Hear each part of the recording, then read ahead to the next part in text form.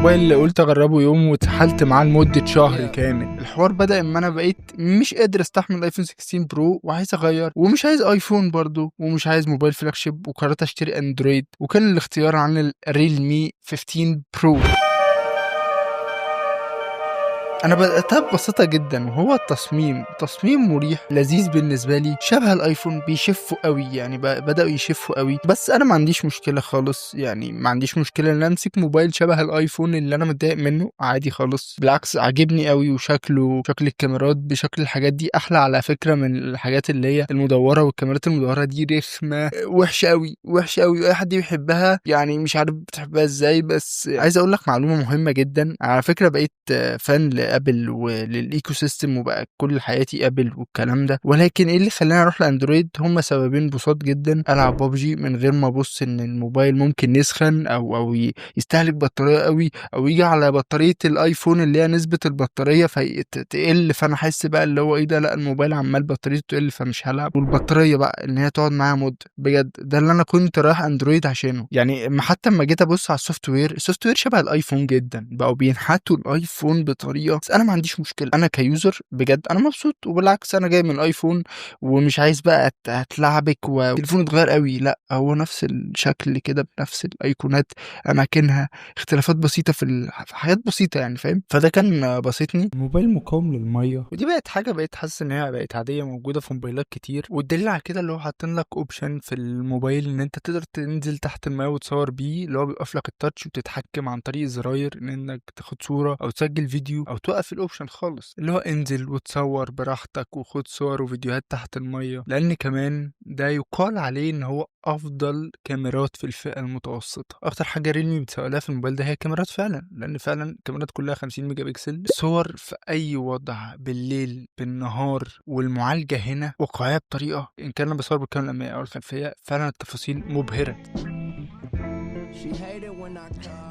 في حاجة برضو لاحظتها في الموبايل، ان هو بيقول لي ما دخلت على اليوتيوب ان مش كل الناس بتعمل لايك ولا سبسكرايب بقى ولا الحاجات دي يعني. ما تاني حاجة لفتت نظري هو سمك الجهاز، قد ايه الجهاز رفيع.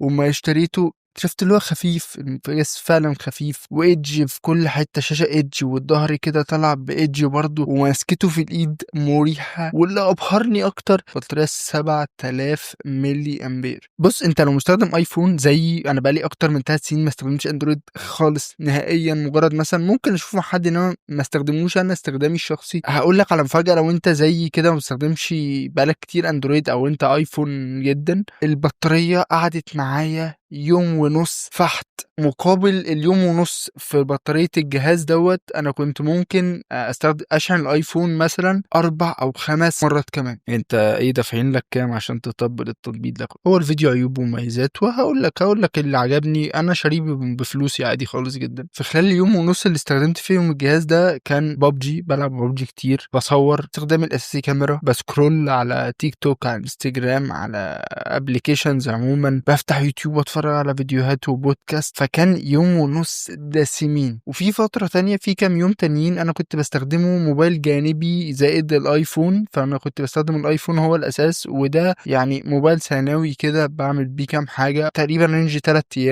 ايام وشوية عما فصل، يعني كان مشحون 100%، وكان استخدام خفيف الصراحة برضه، عشان ما اقولكش ان انا يعني في 3 ايام دول لعبت جيم واحد ببجي بس. زائد بقى ان الريلمي عامل حبة افتكاسات كده لذيذة. تيجي تبص الاول على شاشة ايدج كبيره، احساسها جامد قوي في مشاهده المحتوى بقى والسكرولينج والكلام ده، و144 هرتز. انا بجد مش فاهم ليه يعني، ولكن بتديك سلاسه اكتر. الشاشه فيها بصمه سريعه برضو ولذيذه. بس تجربه مشاهده المحتوى على موبايل بالحجم ده وبالايدجز دي تحفه. انا مبسوط طول ما انا عمال قاعد اتفرج على اي حاجه. ولكن بقى في تريكات بقى بتاع الاندرويد الجميل يعني. عندك ورا تلاقي فلاشين، ما تقوليش ليه، هو في فلاشين، واحد وورم واحد كولد، عامه تقدر تتحكم فيهم على فكره، ايدهم الاثنين، او تطفي واحد وتشغل واحد، فاهم؟ زائد بقى حاجه صايعه اكتر، تاتش كده، تاتش جمالي اكتر، وهي الرينج اللي حوالين الكاميرا. الرينج دي بتنور، هي ار جي بي عامه، فبتنور كل الالوان، فتخصصها انت بقى، انت عايز تنور ايه امتى. بس عايز تقفلها خالص عادي. انبسطت بيها كام يوم كده وقفلتها الصراحه، لانها حسيتها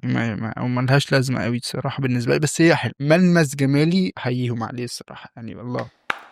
وبما اننا بنتكلم على سوفت وير، في كام تريكايه كده عجبتني قوي، كيفتني موت بقى، وحسيت ان انا مبسوط قوي. انت تقدر تبعت للايفون او تستقبل من الايفون بالاير دروب. انت بتنزل برنامج كده على الايفون، هنا لما بتيجي تبعت اي حاجه بتدوس عليها وبعد كده تبعت شير ايفون او بي سي، حاجه شبه الاير دروب كده. هو مش اير دروب بس شبه الاير دروب، وبيبعت ويستقبل وبسلاسه بقى. عندي ماك مش ويندوز، فحوارات بقى ان انا اوصل ده على الماك واخليه يقرا، وبعد كده اخد منه الصور او الفيديوهات وابعتها للايفون، او احمل برامج بتجيب لي اعلانات الدنيا والدين عشان اقدر ابعت حاجه واستقبل. فكل ده اتلغى مجرد هو ضاف لك الميزه بتاع ان انت تقدر تبعت. الصراحه انا كنت مبسوط بيها قوي. في ترجمه فوريه، في برنامج كده ترجمه فوريه، بس كان في مشكله ان هو ما فيهوش عربي. يعني هو بيترجم اي لغه. يعني انت مثلا بتسمع فيديو اسباني، فانت تقدر تترجمه لايف كده انجليزي، فاهم قصدي؟ فانت ممكن بيكتب لك الترجمه، فانت ممكن تاخدها كوبي وتديها لشات جي بي تي مثلا يقلبها لك عربي، حاجه كده. بس هو لذيذ، بس لو ضاف فيه حته العربي ده هيبقى تحفه. يعني بالنسبه لاداء الجهاز، زي ما انا بقول لك، عمال اقول لك بابجي ومش بابجي، واداء وسكرولينج وسريع، لان في معالج السناب دراجون 7 جين 4.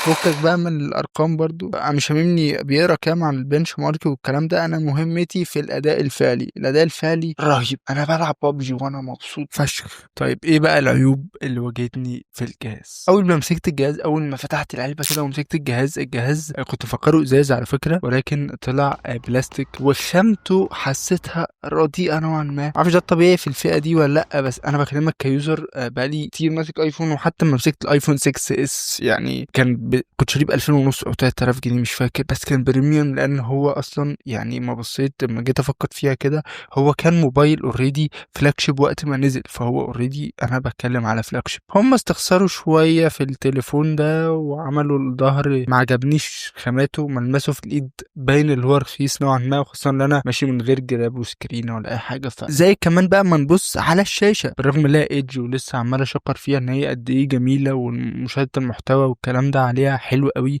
ولكن واجهتني مشكلتين.